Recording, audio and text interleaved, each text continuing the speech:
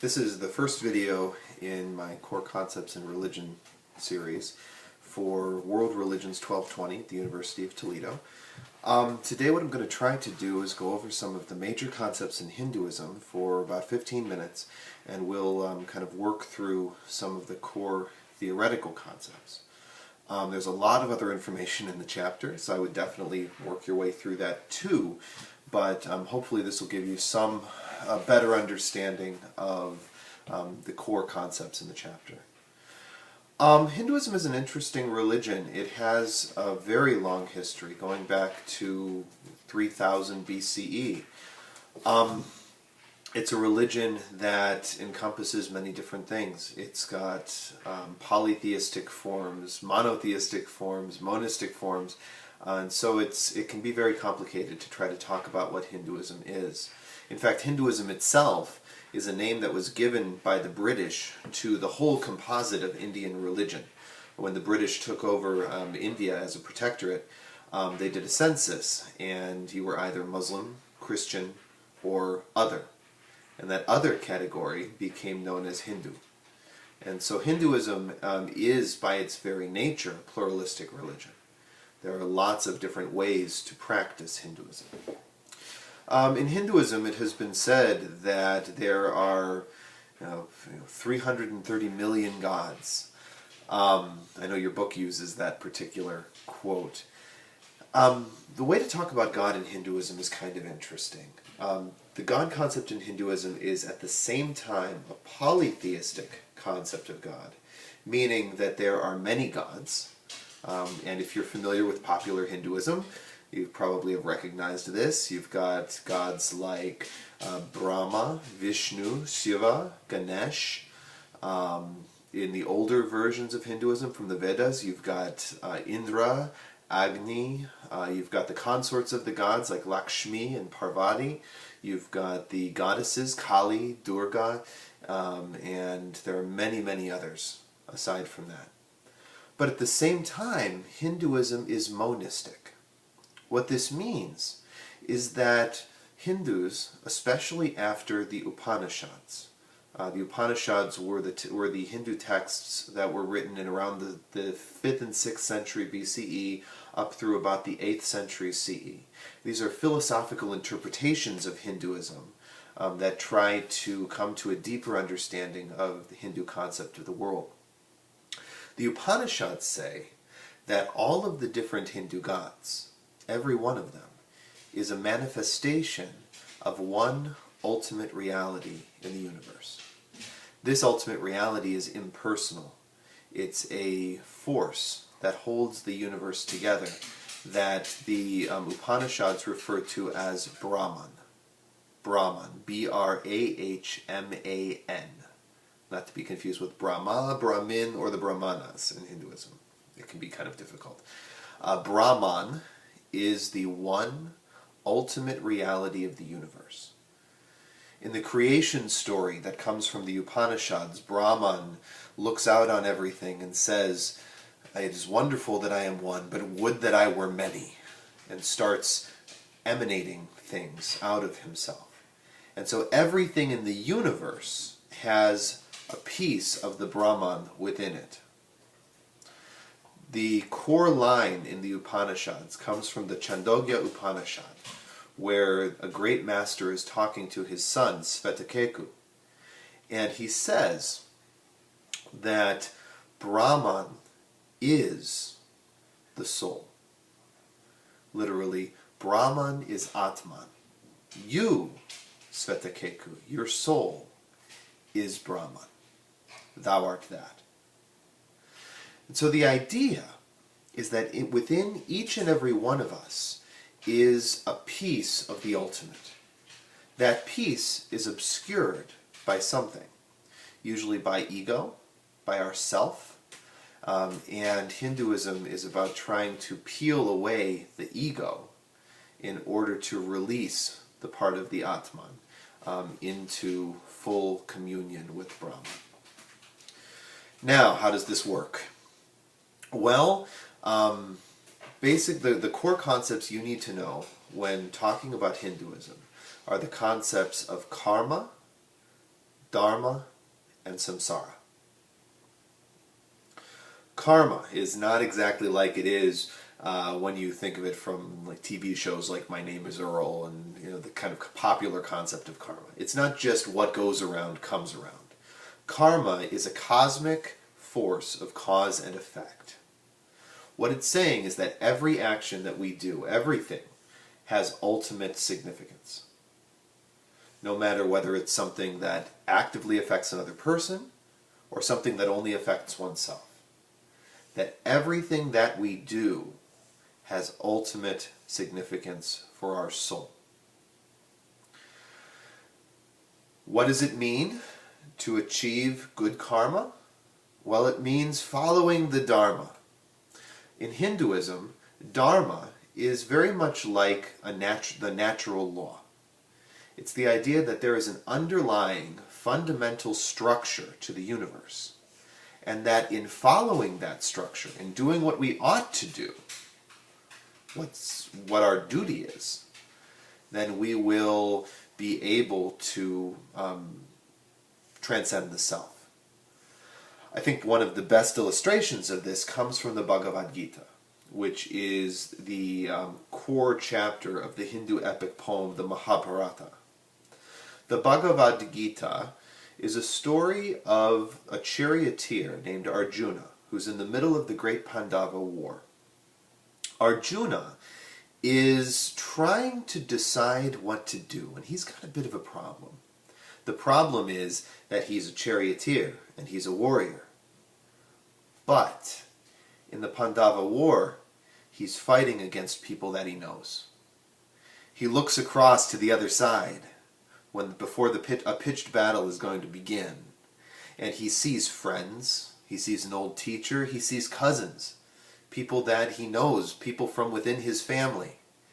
And, as makes sense, he has trouble going and fighting with them. And so the story in the Bhagavad Gita is about Arjuna having a discussion with his charioteer, Krishna. Their discussion has to do with Arjuna's ultimate destiny.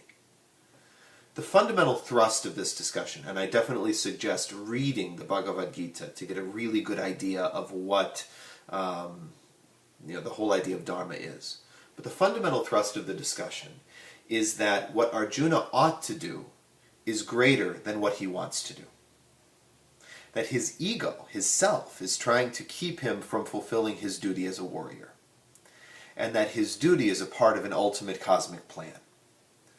And that if he follows his ego rather than duty, he's opposing this self, which is temporary, which is small, which is finite, to the ultimate plan of the gods, the ultimate plan, the ultimate being of Brahman, which is infinite. There's a great moment in the Bhagavad Gita where Arjuna asks to see Krishna's face. Now I have to explain. Krishna is an avatar of the god Vishnu.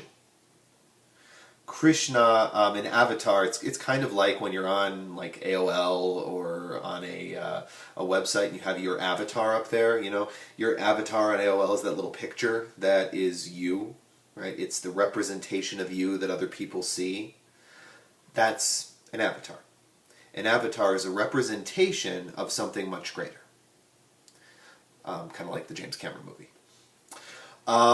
Krishna is the avatar of the god Vishnu, which means that Krishna is Vishnu's earthly, visible representation. And so, Krishna shows Arjuna Vishnu, the face of the god. It's an incredible experience for Arjuna. He sees Vishnu as having thousands of heads, thousands of eyes. It's basically one of those moments where Arjuna is completely overwhelmed by the immensity and the power of God. And he sees just this incredible, incredible figure.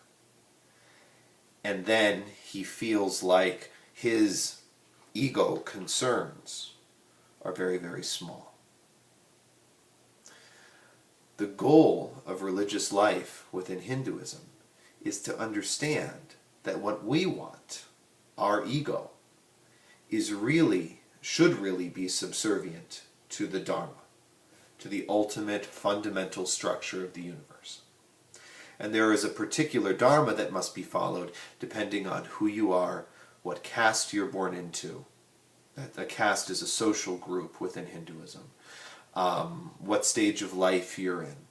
And if you follow the Dharma properly, and then you do other actions in order to tear away the self or the material world, called prakriti in some Hindu philosophy.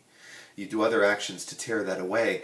Eventually, your soul or your Atman will be released to become one with Brahman again. The idea behind Hinduism is that we as human beings have a tendency not to fulfill our Dharma because of our egoistic desires. And when we do not fulfill our Dharma, this causes us to accumulate negative karma. Negative karma means that we'll be reborn in the next life in a worse state than we are right now. Hindus believe in reincarnation. Reincarnation is the idea that when you die, your soul is transmitted into another body and it lives another life, another chance to follow the Dharma more fully. This cycle of death, rebirth, and death is called samsara. Now, anybody who's been a human for very long understands that life can be a very painful thing. We lose people that we love. We go through pain and suffering, and eventually we die. And so the goal of Hindu religion is to move past this, is to relieve the pain and suffering of life by transcending samsara itself, by being released from the cycle of birth and death into oneness with the ultimate, or the Brahman. Once you realize that this is necessary, then you try to do some practices that will help you to be released. These practices in Hinduism are called yoga. Yoga is not just what you do when you go to the rec center and you do a bunch of stretches and things like that. Yoga is a complex of various religious and spiritual practices that are done within Hinduism. Literally, the word yoga means the same as the word religion. As Mary Pat Fisher talks about in her book, religio in Latin means to tie together or to tie back. Yoga comes from the same root word as the word for yoke. If you've ever played Oregon Trail, you know what a yoke is. It's that thing that ties two oxen together, right? The idea is that you've got these two oxen. One of them is your material body, right? They're your quote-unquote self. The other is your spirit. And the yoke of yoga ties these two together, because without that tie, they'll go off in their own directions. But if you do the yoga, you will move as one. There are as many types of yoga as there are different types of people.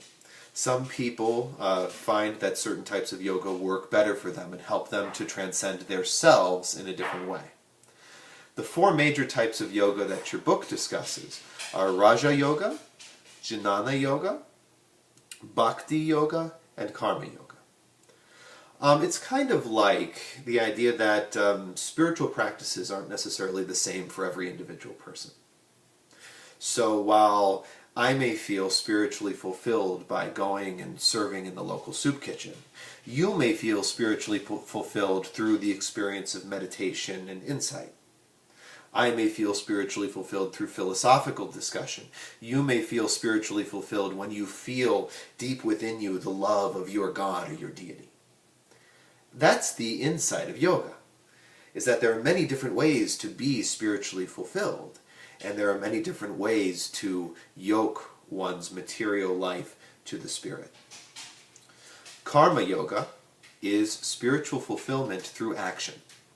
It's doing good work. And through doing selfless work for other people, losing that sense of ego and the sense of self. Jnana Yoga is philosophical action. Through thought, you can transcend the I or the ego. In Jnana Yoga, you'll be taken through a number of philosophical thought problems that ask you questions like, what about you is permanent? What is it about you that doesn't change? And if you think about it, there's nothing about you that's permanent. Your job, your family, your looks, your biological being. Remember, we're in a culture that believes in reincarnation.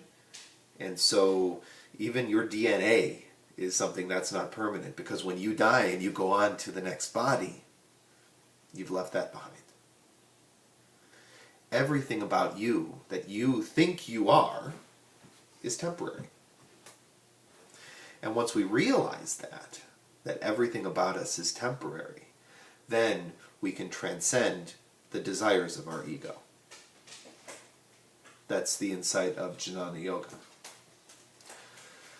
Raja Yoga is insight through meditation. It uses a number of spiritual and meditative practices involving movement. That's where the yoga that you would do in the at the rec center would come in. There are various asanas or postures that are proper within Raja Yoga that lead to a greater sense of meditation.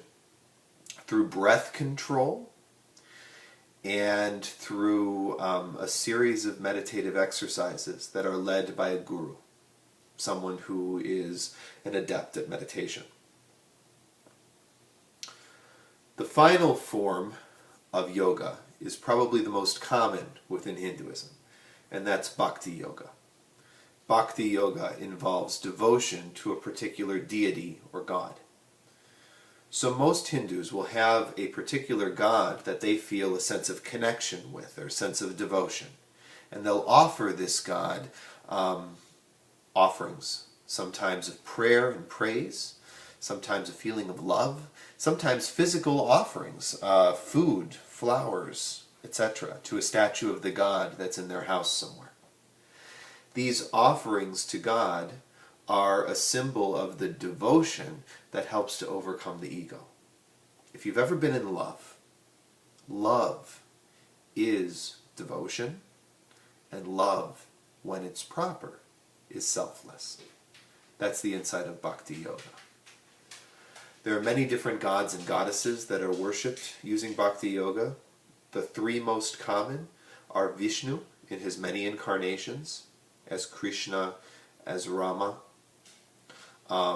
Shiva, he was a mountain god from northern India who was a destroyer. The idea behind Shiva is that Shiva is destroying the passions and the ego in order to bring a new self back up again. And the third most common practice is a devotion to one of the female goddesses, usually embodied as Kali, who is a destroyer, and similar to Shiva, but even more macabre. If you look in your book, there's an image of Kali with a necklace of skulls around her neck, and she looks very much like she's got fangs, and she's supposed to be a symbol of destruction and death. And it's a destruction and death that will lead to greater life later on. The other image is Durga, the proud, the huntress. And so you devote yourself to one of these gods, you offer to these gods, and then this is a part of your meditation and your yoga. The goal of all of this yoga, is to achieve a state of enlightenment. And you do this through rising up through the caste system. The Hindu caste system is basically a system of classes within Hinduism. The highest class are the Brahmin, or the priests. Below that are the Kshatriya, the warriors. then the Vaishya, the middle class, and then the Shudra, the laborers. Outside of the classes are the untouchables, people who have no particular class. When you're in a class, you have a particular dharma to fulfill in order to rise up into a higher position in your next life. When you become a Brahmin, your goal as Brahmin is to be released from the cycle of samsara and to become one with the ultimate reality of the universe, the Brahman. You fulfill this goal by practicing meditation, yoga, prayer, and what the Vedas and the Brahmanas are asking you to do throughout your life, by basically fulfilling the Dharma that's being given to you. There's different Dharma for different classes. For higher classes, the Dharma is more all-encompassing and it's more difficult. And if you follow the Dharma properly, then that can lead to release and to enlightenment. The release is called Moksha, and it's a release to become one with the ultimate reality of the universe. That's Hinduism in a nutshell. Went over a little bit, over my 15-minute limit, but hopefully this helps. If you have any questions, please email me. Thanks.